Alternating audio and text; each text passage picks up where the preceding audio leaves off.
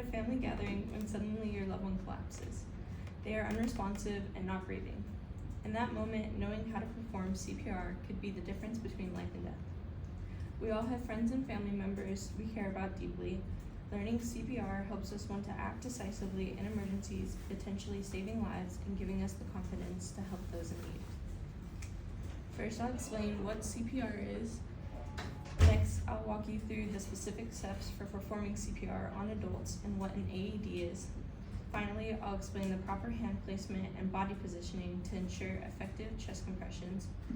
As someone who's completed CPR training and is in a fire department program, I understand its significance.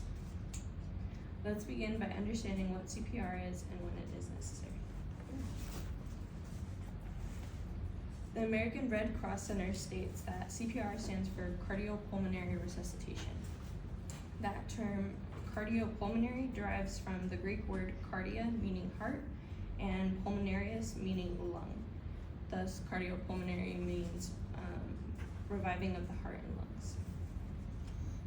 According to the American Heart Association, CPR is an emergency procedure that combines chest compressions with rescue breaths to restore partial flow of blood to brain and heart. It is critical in cases of cardiac arrest and can significantly increase chances of survival if performed correctly. According to CPR Select, within 4 minutes, your brain starts to die, and then between 6 to 10 minutes, it becomes very crucial and damage occurs even more, and there's a very small chance that that person will survive. Now that we understand what CPR is, let's move on to the specific steps involving in performing CPR on adults. So first, you want to go up and check for a response by tapping the person and shouting, "Are you okay?" If there is no response, call emergency services immediately or ask someone around you. Position the person on their back on a firm, flat surface and open their airway by just tilting their head back. A soft or uneven surface will cause the chest to compress less deeply, which is crucial for CPR to effectively circulate blood. Look, listen, and feel for more breathing for no more than 10 seconds. If they aren't breathing, begin CPR. And when you want to look for breathing, you go on your thumb side and you check the wrist right here, or you check right in the middle of your jawline down, and that's how you can check for a pulse.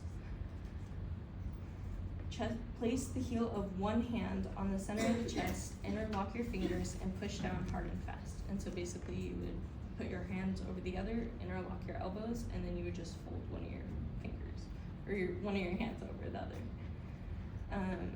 You're gonna do that about 30 times, pressing into their chest, and go down about 2 inches deep, and then do 2 rescue breaths, making sure the chest rises with each breath. The American Red Cross states that an AED is an automated external defibrillator. It is a portable device that sends a shock through a person under cardiac arrest, and it analyzes the heart's rhythm. According to Survival, after application of AED, there is only a 38% chance of survival rate when an AED shock is given to someone under cardiac arrest.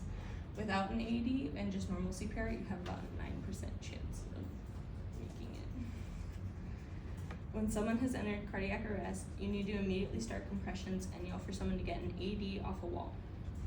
Then take the person's clothing off their chest, and you're gonna, on the pads, it actually shows which one goes on the right side of their chest and the other one goes on the left side of their rib cage. And then on his face is a pocket mask, and there's a little hole in the top so you don't have to do mouth to mouth.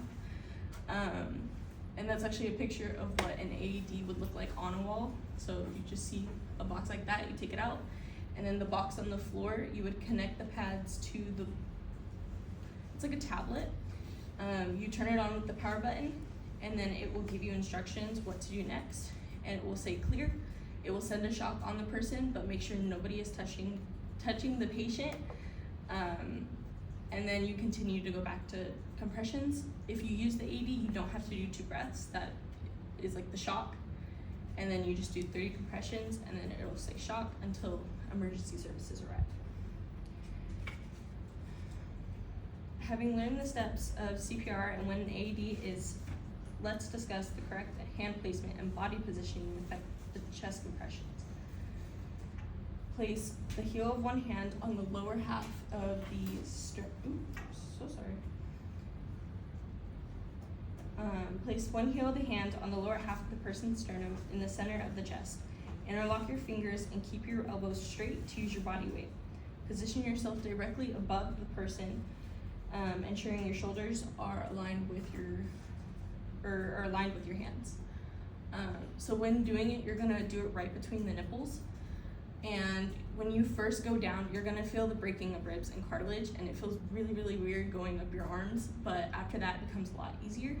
You can do about 3 rounds of 30 compressions, and then you get really tired. So if someone's next to you, have them ready next to you to switch. So in the right photo, it shows the adults, you would do 2 hands. If it's a child, you would do 1 hand. And if it's an infant, you just do 2 fingers, or you wrap your hand around the infant and then you just use your thumbs. Children and adults are the same. You only go down 2 inches, and then with an infant, you only go down 1.5 inches. And then also with infants, you don't go between their nipples, you go right below. According to the Good Samaritan Law's health and safety codes, Good Samaritan laws protect individuals who provide emergency aid in good faith, encouraging bystanders to assist others in need without fear of legal repercussions. Let's say you're giving CPR and the patient does not make it.